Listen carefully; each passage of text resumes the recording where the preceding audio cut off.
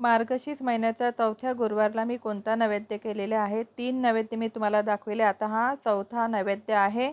इथे मी छोटूसं मिनी थालीसुद्धा केलेली आहे। याचा पूर्ण व्हिडिओ मी यूट्यूबवर अपलोड केलेला आहे।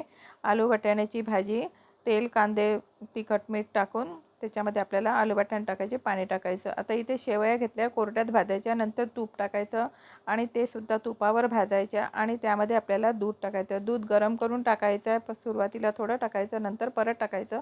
अर्धी वाटीच्या कमी त्यामध्ये साखर टाकलेली आहे।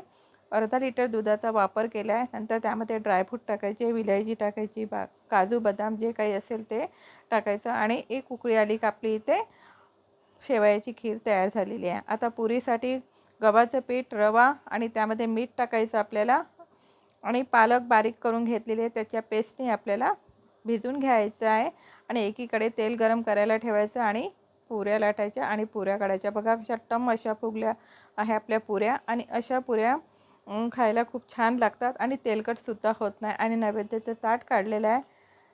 कसा वाटला व्हिडिओ? Like, share, subscribe.